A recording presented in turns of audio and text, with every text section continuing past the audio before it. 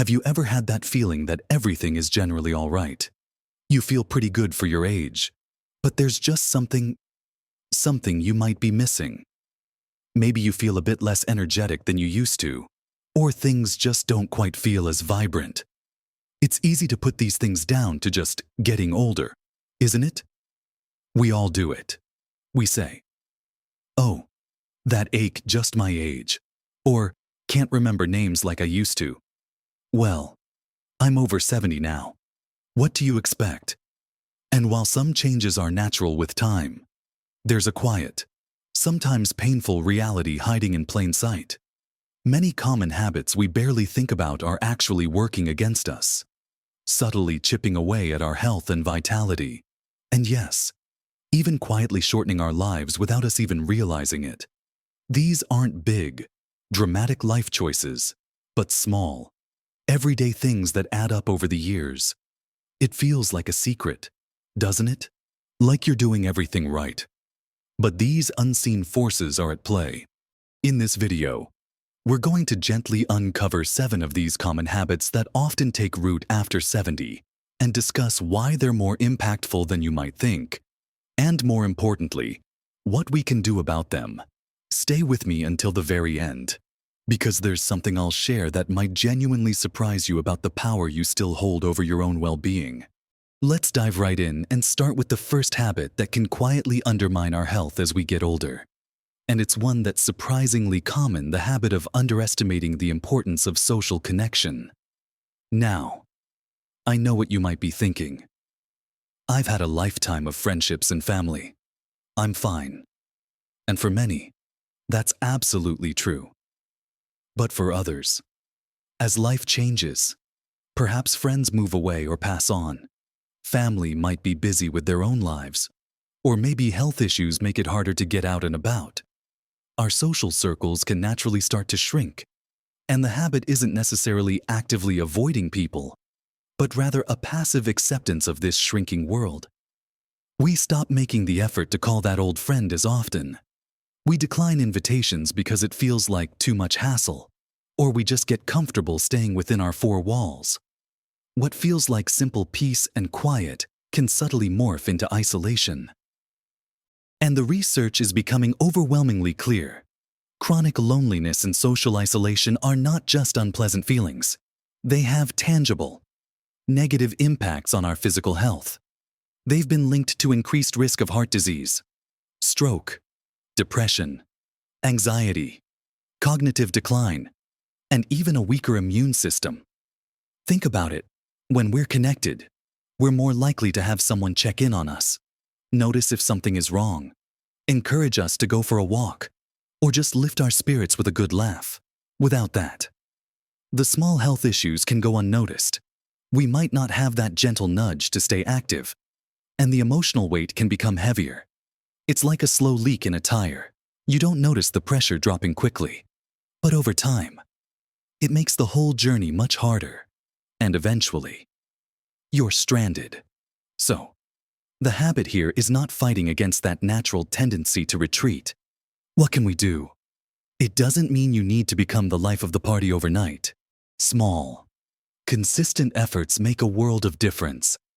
Can you commit to calling one friend or family member each week? Could you join a local club or group that interests you? Even if it's just once a month.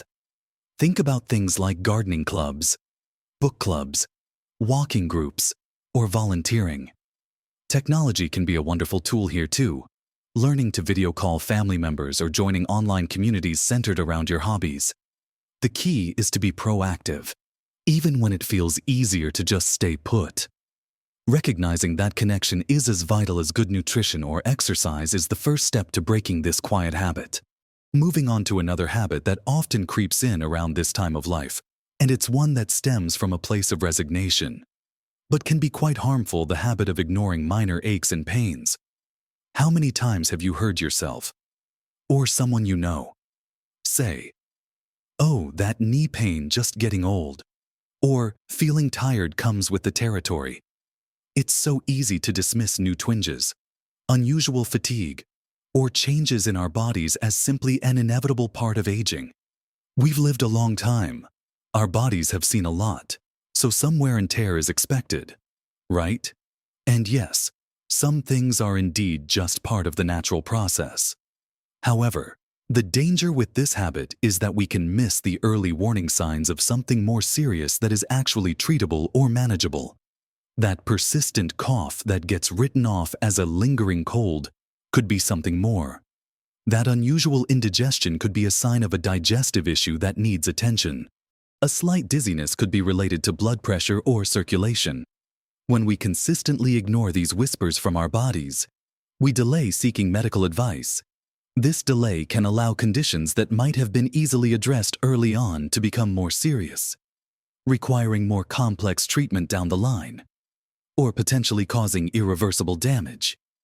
It's like hearing a little rattling sound in your car engine, but deciding it's probably nothing important because the car is old anyway. You keep driving, and that small rattle eventually leads to a major breakdown on the side of the road. Our bodies are far more complex and valuable than a car. Healthcare for older adults is designed to catch issues early and manage chronic conditions effectively. But doctors can only help if we give them the information. The habit isn't just having the ache, it's the decision to ignore it and not mention it to a healthcare professional. So, the shift needed here is to cultivate a gentle curiosity about your body's signals. Instead of immediately dismissing a new symptom, make a mental note of it. If it persists for more than a few days or weeks, or if it's getting worse, it's worth a call to your doctor. They are the experts, and they can help you understand if it's something minor or something that needs attention. It's not about becoming hypochondriacal, constantly worrying about every little sensation. It's about respecting your body and giving it the chance to be as healthy as possible for as long as possible by not letting potential issues fester.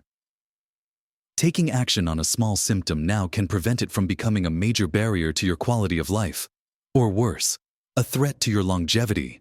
Down the road, this simple act of paying attention and seeking advice when needed is a powerful way to protect your future health. Now that we've touched on the importance of staying connected and listening to our bodies, let's move on to a habit that often feels comfortable and safe, but can subtly hold us back, sticking too rigidly to old routines. After years of busy lives, schedules, and responsibilities, settling into a comfortable, predictable routine in later life can feel like a well-deserved reward. There's certainly a sense of security in knowing what each day or week will bring. However, when routine becomes rigid, when we stop seeking out new experiences, learning new things, or even varying our daily physical movements, it can lead to a kind of stagnation, both mentally and physically. Mentally, our brains thrive on novelty and challenge, learning a new skill, trying a different route for a walk, reading about a topic you know nothing about. These things create new neural pathways, keeping our minds sharp and agile. When we do the exact same things day in and day out, our brains get less of a workout, which can contribute to cognitive decline over time. Think of it like a muscle. If you only ever do one type of exercise, that muscle might stay strong in that specific movement, but its overall health and adaptability will be limited. The same applies to our brains. Physically, sticking to the same routine often means performing the same limited set of movements. If your routine involves mostly sitting and perhaps a short walk, your body might lose flexibility, balance, and strength in other areas. Trying a different type of gentle activity, maybe some stretching, light gardening that involves different movements, or even just changing which armchair you sit in, can engage different muscles and joints, keeping your physical capabilities broader and more resilient. The habit here is the resistance to stepping even slightly outside that comfortable box. It's telling yourself, "I've always done it this way," or "What's the point of trying something new now? What can we do to counter this?" It's about embracing small doses of novelty. It doesn't mean you need to climb a mountain or learn a new language overnight. Could you try cooking a new recipe this week? Could you listen to a different genre of music? Could you take a slightly different path on your usual walk? Could you pick up a craft you've never tried before? Could you spend 15 minutes reading about a historical event you know little about? These small departures from the strict routine stimulate your brain and keep your body more adaptable. Embracing a little variety keeps life interesting, provides mental stimulation, and encourages physical movement in different ways, all of which contribute to a more vibrant and potentially longer life. It's about staying curious and open, even in small ways, rather than letting routine become a cage. Another habit that often takes hold, especially when cooking for one or feeling less energetic, is relying heavily on processed and comfort foods. There's a powerful pull towards convenience and the familiar tastes of foods we enjoyed throughout our lives. Supermarket shelves are full of ready meals, packaged snacks, sugary drinks, and processed treats that require minimal effort. And let's be honest, sometimes, after a long day, the thought of cooking a meal from scratch feels utterly exhausting. However, many of these processed foods, while convenient and often comforting, are high in unhealthy fats, sugar, salt, and calories, while being relatively low in the essential vitamins, minerals, fiber, and protein that our aging bodies desperately need. Our nutritional needs actually change as we get older. For example, we need more protein to maintain muscle mass and more calcium and vitamin D for bone health. We also need plenty of fiber for good digestion and antioxidants from fruits and vegetables to protect our cells. A diet heavy in processed foods often fails to deliver these crucial nutrients. This can lead to nutrient deficiencies. Even if we're consuming enough calories, it also contributes to inflammation in the body, weight gain especially around the middle, and increases the risk of developing or worsening chronic conditions like type 2 diabetes, heart disease, and high blood pressure. It's like trying to build a sturdy house with weak, flimsy materials. It might look okay from the outside for a while, but the structure is fundamentally compromised. The habit here isn't about occasionally enjoying a favorite treat. It's the regular reliance on these foods as the foundation of your diet. How can we shift this habit? It starts with awareness of what's in the food we're eating. Reading labels can be an eye-opener. Then, it's about making small, manageable changes. Could you swap one processed snack for a piece of fruit or a handful of nuts? Could you try cooking 1 or 2 simple meals from scratch each week using fresh ingredients? Batch cooking and freezing portions can make healthy eating just as convenient as ready meals. Focusing on including plenty of colorful vegetables, fruits, lean proteins like fish or beans, and whole grains can make a huge difference. It's not about being perfect or giving up everything you enjoy, but about making conscious choices to nourish your body with the building blocks it needs to stay strong and healthy. Prioritizing nutrient-dense foods is a fundamental way to support your body's functions and resist the quiet toll that a poor diet can take. Following on from the importance of what we eat, let's address another crucial, yet often overlooked, habit: dismissing the importance of staying properly hydrated. As we age, our sense of thirst can actually diminish, meaning we might not feel thirsty even when our bodies are already becoming dehydrated. On top of that, certain medications common in later life can have a diuretic effect, increasing the need for fluids. The habit is simply not drinking enough water throughout the day, often because we don't feel thirsty, or we want to avoid frequent trips to the bathroom. However, water is absolutely fundamental to virtually every process in our bodies. It helps regulate body temperature, keeps our joints lubricated, aids digestion, helps transport nutrients, and supports kidney function in clearing waste. Even mild dehydration can lead to fatigue, headaches, dizziness, confusion, and constipation. Chronic, low-level dehydration puts a strain on our organs, particularly the kidneys, and can impact circulation and overall cellular health. It's like trying to run a complex machine without enough oil. Parts start to grind and wear down faster than they should. We don't always see the immediate impact, but over time, this subtle strain contributes to a decline in function and resilience. What can we do to ensure we're staying adequately hydrated? Since relying on thirst isn't always reliable, it helps to create a routine. Try having a glass of water first thing in the morning. Keep a water bottle or jug of water nearby throughout the day and sip from it regularly. Set reminders if you need to. Remember that fluids also come from food, especially fruits and vegetables like cucumber, watermelon, and oranges. Soups and herbal teas also count towards your fluid intake. It's about making conscious efforts to drink consistently throughout the day, rather than waiting until you feel thirsty. If you're concerned about needing the bathroom at night, try to front-load your fluid intake earlier in the day and reduce it in the couple of hours before bed. Staying properly hydrated is a simple habit, but its impact on everything from your energy levels and cognitive function to the long-term health of your organs is profound. It's a quiet habit of neglect that can have loud consequences for your health over time. Continuing our look at habits that can subtly impact health after 70, let's talk about something that affects almost everyone at some point: neglecting sleep hygiene. It's a widespread myth that older adults need less sleep than younger people. While sleep patterns might change slightly, the amount of sleep needed for optimal health, typically around 7 to 8 hours per night, remains largely the same. However, many factors can disrupt sleep as we age, from medical conditions and medications to lifestyle habits. The habit of neglecting sleep hygiene isn't just about having trouble sleeping. It's about not creating the best possible conditions for sleep, or not addressing sleep problems when they arise.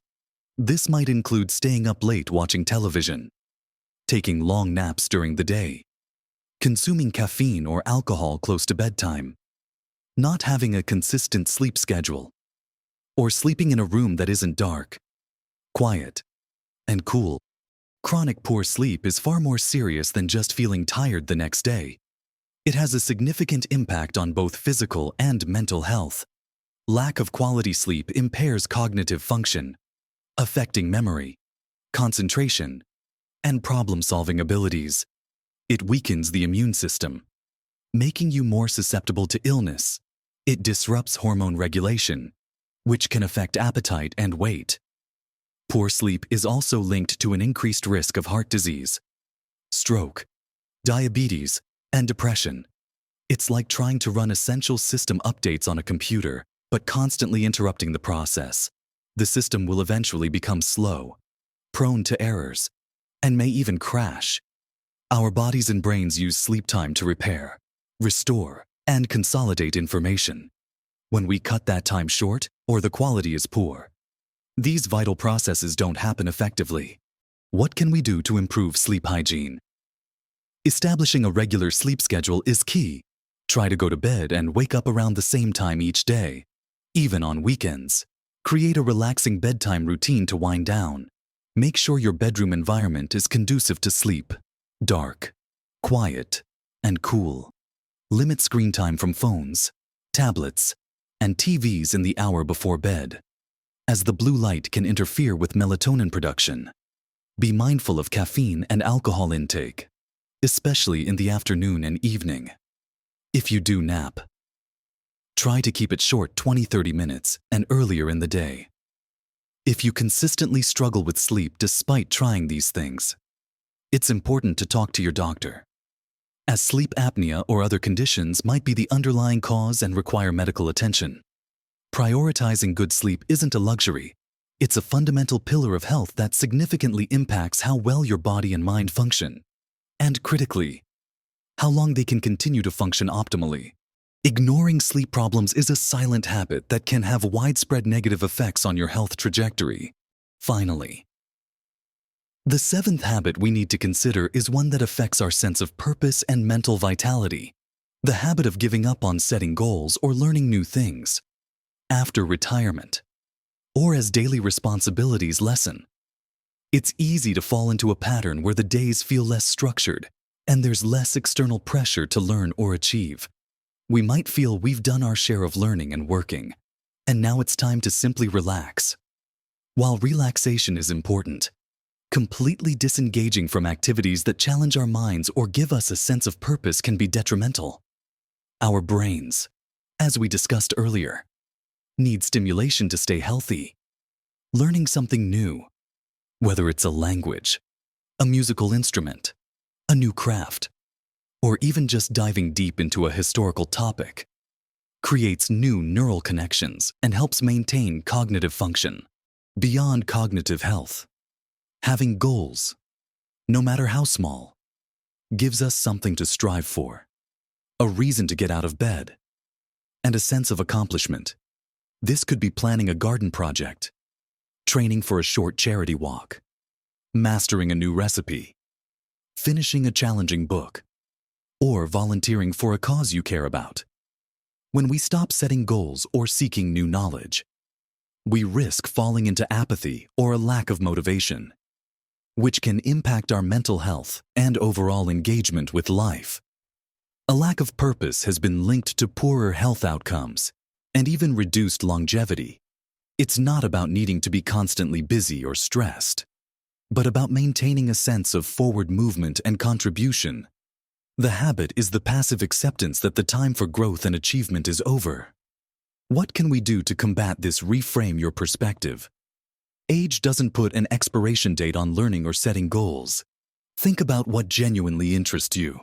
Is there something you've always wanted to learn or do but never had the time? Start small. Join a local class or find online tutorials. Set a small, achievable goal for the week, like reading a chapter of a challenging book or practicing a new skill for 15 minutes a day. Volunteering is an excellent way to feel purposeful and connected. Even small acts of kindness or contributing to your community can provide a significant boost to well-being. Finding new passions and challenges keeps life vibrant and meaningful. It adds not just years to your life, but life to your years, and actively combats the potential decline that can come from disengagement. This habit of staying curious and engaged is a powerful, yet often underestimated, factor in living a long and fulfilling life. So, we've talked about some habits that, while seemingly small or harmless on their own, can quietly add up over time and potentially shorten our lives after 70. We've touched on the subtle dangers of becoming socially isolated, the risk of ignoring those minor aches and pains that our bodies are trying to tell us about, the stagnation that can come from sticking too rigidly to the same old routines, the impact of relying on processed foods instead of nutrient-rich options, the often forgotten importance of staying properly hydrated, how neglecting good sleep hygiene can undermine our health in countless ways, and the quiet decline that can set in when we give up on setting goals and learning new things. It might feel a little overwhelming to think about all of these, but please don't feel discouraged. The most important thing is simply being aware. Now that you know about these potential pitfalls, you have the power to make different choices. Remember what I said at the beginning about something that might surprise you. Here it is. The most powerful factor in counteracting these habits isn't some magic pill or drastic lifestyle overhaul. It's simply the cumulative effect of making small, consistent, positive changes. You don't have to tackle all 7 of these at once, or even perfectly. Maybe you start by committing to calling one friend a week, or perhaps you focus on drinking an extra glass of water each day, or maybe you decide to try one new recipe next month. These small steps, taken regularly, build momentum. They become new, positive habits that start to work for you, quietly extending your health span and potentially your lifespan. Just as the old habits were working against you, your body and mind are incredibly resilient, and they respond positively to even modest improvements in care and attention.